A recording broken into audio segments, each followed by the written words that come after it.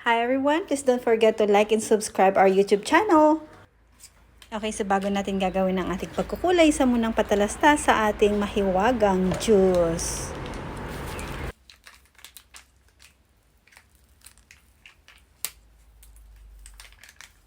Okay.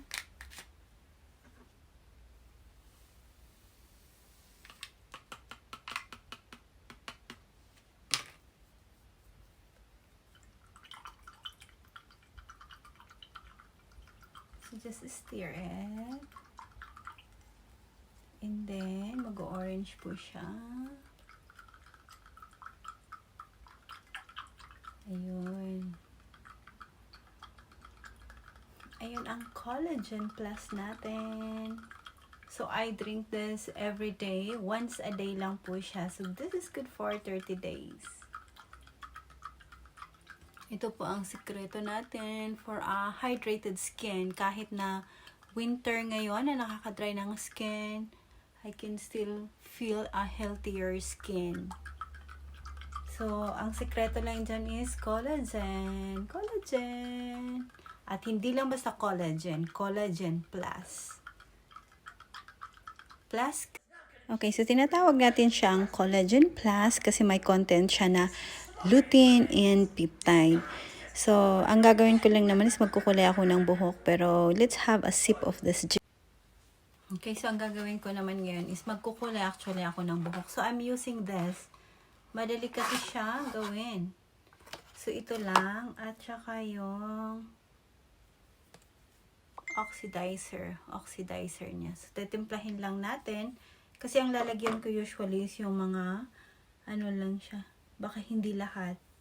Ito, or let's see, baka lalagyan ko lahat. Gusto ko to kasi hindi siya masyadong nakaka-dry ng hair. More on natural. Yes.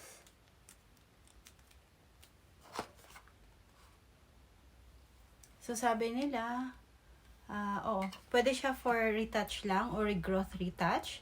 Step 1 is apply part of the mixture to the regrowth area. Processing time is 20 to 25 minutes lang. And then, apply remaining mixture to the mid-lengths and ends. Processing time is 20 to 25 minutes. So, ang gagawin daw is, before applying, put on gloves and apron, then mix the hair color cream and oxidant in a non-metallic bowl. So, ito siya. The mixing proportion is generated 1:1 proportion of hair color cream and 1 proportion of oxidants cream. Stir thoroughly until smooth consistency is obtained. And then application, apply on unwashed and dry hair. Kaya kahapon nag-shampoo lang ako, hindi na ako nag-conditioner. And then first application, virgin hair. As standard partitioning is recommended. Step 1, apply part of the mixture to the mid-length and ends. Processing times 20 minutes. And then step 2, apply the remaining mixture to the roots. Processing time is 20 to 25 minutes. So, join me.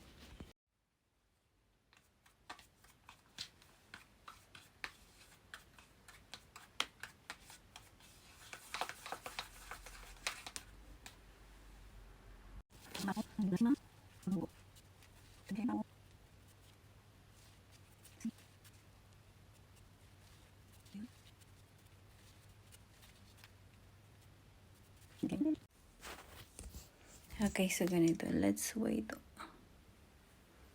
So ganito, wait natin ng 20 minutes or 30 minutes. 20. Gawin ko siyang 30 minutes.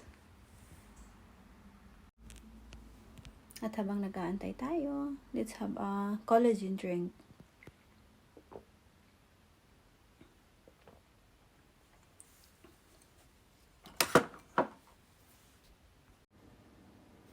So, ito po yung kinalabasan ng hair color natin. After blowing, o pwede, diba?